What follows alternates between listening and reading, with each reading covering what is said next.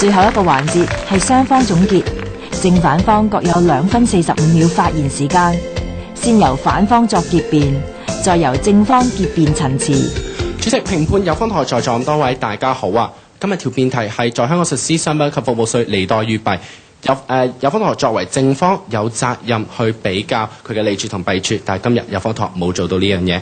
其實今日有方台嘅邏輯好簡單嘅咋，係實施咗商品及服務稅之後就會穩定到財政，提高香港競爭力。但係有方台又唔理任何弊處同埋對市民產生任何嘅不良影響，有方台就覺得係利多於弊喎。咁簡單嘅邏輯。咁簡單嘅邏輯好顯明係錯誤同埋直線思維啦。有方台今日由頭到尾都冇講過有任何豁免，有方台基本上就係想藉住實施商品及服務稅向窮人開刀。商品及服務稅不能做到有方台自己都承認埋嘅能者多付嘅原則，基本上連所有嘢日用品、水、廁紙，甚至係麵包都要交稅。喺呢個情況之下，仲算係利多於弊咩？咁有方台有同我哋講外國嘅例子啦。咁但係有方同學對唔住，外國有，香港唔一定有。外國係一個福利社會，香港並唔係。有方同學點可以唔考慮香港嘅經濟狀況，唔考慮香港嘅旅遊業，更加唔考慮而家香港現時全世界排名第6嘅堅尼係數？有方台就同我哋講實施商品服務稅係利多於弊咧。咁我趁今次喺實施商品服務稅之前，我想送幾樣嘢俾有方同學喎。第一樣嘢咧就係一條魚啦，因為政府我哋而家睇到政府年年有餘。我哋所講嘅經濟慢慢復甦，其實喺05至06年中期嘅財政年度已經錄得196億嘅盈餘。過去20年只有幾次錄得財政赤字，呢啲都係區域性嘅大事，例如沙士同埋金融風暴。第二樣嘢我想送俾有方同學咧，就係一副眼鏡啦。但係首先我想請有方同學拋開佢副特長嘅望遠鏡，去帶清楚我方送俾佢嘅眼鏡，去睇清楚而家當時嘅現況同埋邊啲人受影響。有方同學講佢嘅商品及服務稅嘅利處會成效，就算係成效，都係要等到下一次金融風暴再出現。但係利處究竟可以舒緩到呢個衝擊幾多呢？有方台有冇講過？喺實施之前同實施之後有咩分別呢？有方台又冇講過喎。但係我哋睇到嘅就係咩？我哋睇到嘅就係弊處會立刻顯現。第三樣我想送俾有方台嘅呢，就係報紙啦。係啊，冇錯啊，報紙都要收商品服務稅㗎。我點解要送報紙俾有方台呢？就係想有方台留意下時事，睇清楚商品及服務稅嘅附件。有方嘅商品及服務稅完全冇話過日用品免稅，亦都冇豁免機制，最多有3500蚊嘅差餉同埋水電寬價。第一樣一定唔需要送俾有方台就係眼罩，因為有方台已經戴住一個啦。有方台只向住一個目標，就係追求穩定嘅收入去進發，就係識得直線跑，一切睇唔到嘅障礙物，睇唔到佢點可以破壞到香港稅制功能，亦都對市民構成壓力。其實今日有方台講商品嘅服務稅對市民有利處，但係我哋睇到係咩？我哋睇到嘅就係大部分市民都反對呢條稅項。因為佢哋好容易見到商品及服務稅有我方所提出嘅弊處，佢唔公平，加劇咗貧富懸殊，仲違背咗能者多付嘅原則。喺咁嘅情況下，辯題絕對唔成立。多謝咁多位。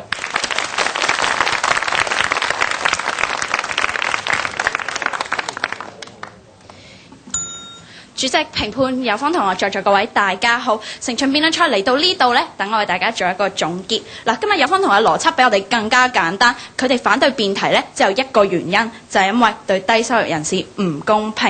佢哋呢就話俾我哋聽呢，我哋咧係對市民開刀，佢話我哋咧問佢攞錢好唔公平啦，會加重佢哋生活嘅負擔，繼而咧就會加深到貧富懸殊嘅問題。嗱，其實我方咧真係好明白有方同學憂慮㗎，所以我方開邊咧咪開宗明義咁同大家講，政府有一系列嘅配套措施、一啲津貼同埋寬免咯。但係有方同學咧就完全唔理我哋所講嘅，出嚟咧之後咧就質疑政府咧所俾嘅津貼佢唔夠啦，佢話我哋幫唔到呢啲低收入人士喎。但係其實咧政府呢啲方案都係初步嘅定案，遲啲咧都會再作調整嘅。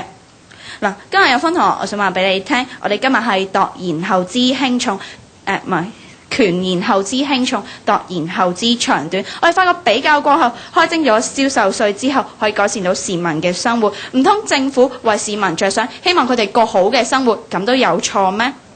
全場比賽，我方再三咁強調穩健公共財政嘅重要性，呢點有方從未質疑過。而今日我哋嘅立論基礎，即係提升公共財政嘅穩健性。簡單啲嚟講，即係穩定政府收入。有方同學亦都冇反對過。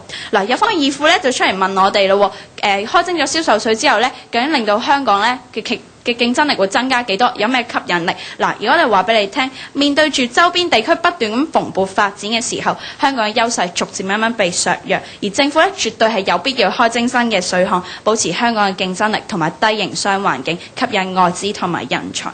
嗱，我方冇好明白咧，銷售稅並唔係一個完美嘅政策，當中可能會帶嚟一啲嘅影響，但係呢啲影響咧可以隨住政府一系列嘅配套措施解決。由此可見，開徵銷售稅無論對市民、政府以及整個香港都係利多於弊㗎。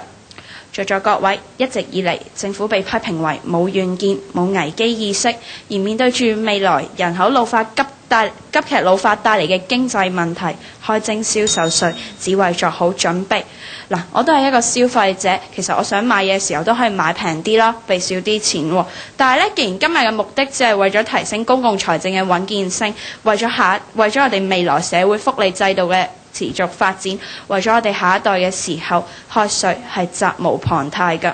最後，我想送一句説話俾有方同學：與其臨渴掘井，不如未雨綢繆。多謝各位。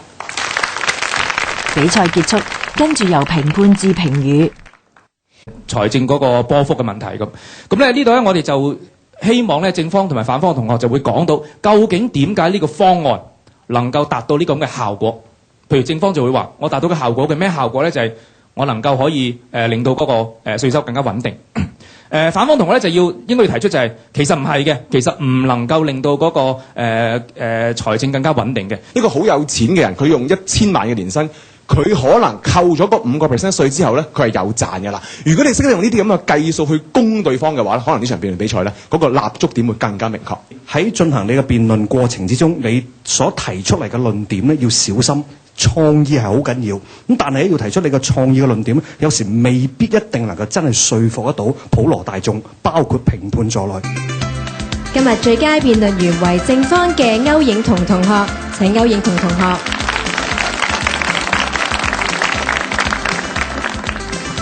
今日優勝隊伍係正方協恩中學，請協恩中學。比賽有贏有輸，贏嘅當然開心。